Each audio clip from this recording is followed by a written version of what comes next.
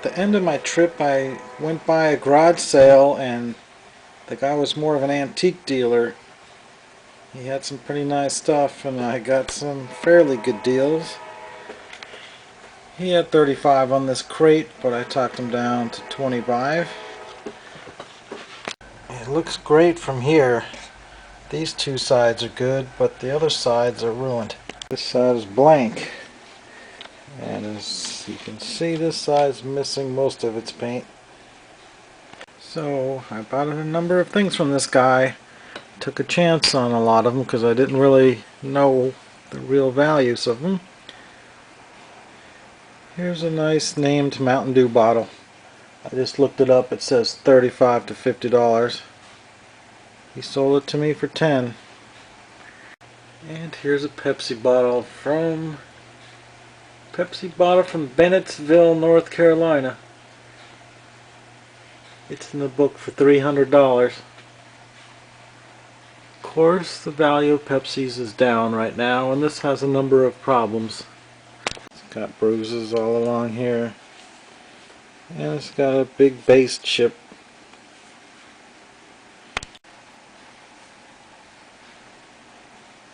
And a bruise up here. So with all those problems, maybe $100 at the most. But he sold this to me for $10. Then I got this Coke bottle cap remover. Paid $5 for it. Might only be worth $7 or $8. And I bought this painted label soda just because I don't have one. It's no big deal. I just paid $2 for it. It's probably only worth $4 or $5. Then I got this half pint milk. It's from Plymouth, North Carolina. Pretty small town. But it does have some damage to the top. So he let me get it for $8. And then he said, "Oh, I got another milk bottle in the house." And I was like, "Wow, that's a pretty nice looking one." And so I said, "How much you want for that one?" And he said $8. And I thought, well, I don't know what it's worth, but I'm sure it's worth more than $8. And then I got a couple of jars. They're fairly common, but he let me buy the pair of them for $5. But they don't have the lids. But for $2.50 each, can't go wrong. And then in his garage, I almost overlooked this.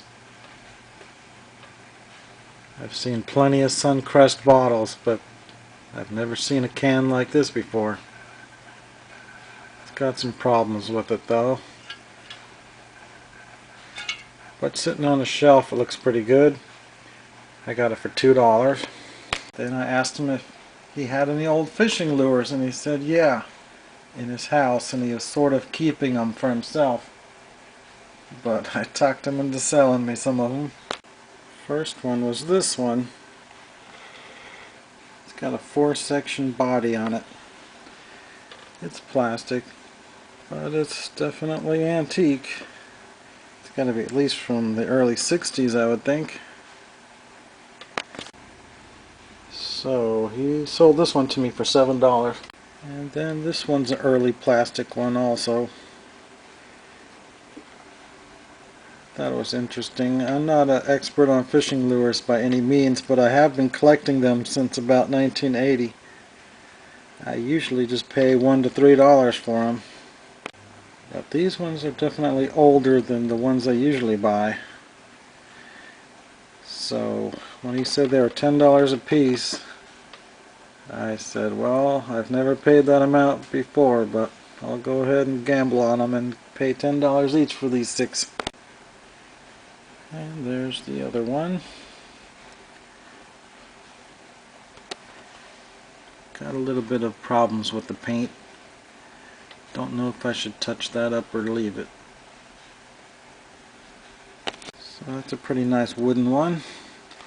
And then we got another early plastic.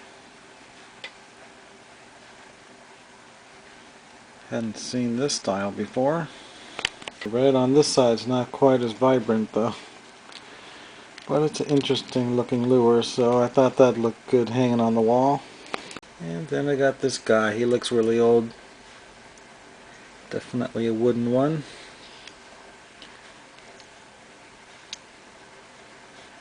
A little bit of rusty stuff on this side.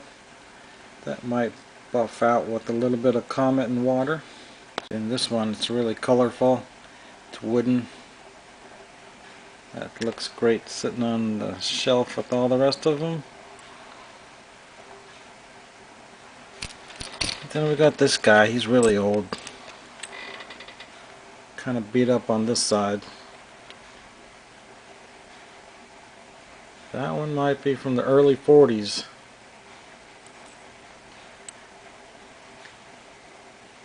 So there you have it. Pretty nice garage sale score there.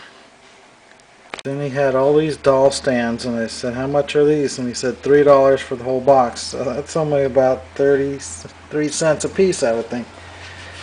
Then I bought this just because it looked neat. Came off of a shoe polishing stand from probably the 20s. And then this one for the big shoe repair and for the small shoe repair. Got the pair of these for $10. I almost forgot I bought this for $14 also. It's for making butter. Don't have the jar itself that it goes on. It might be twice as rare as the turning device itself. But I looked at that and I said, yeah, that's definitely a nice piece of antique right there for $14.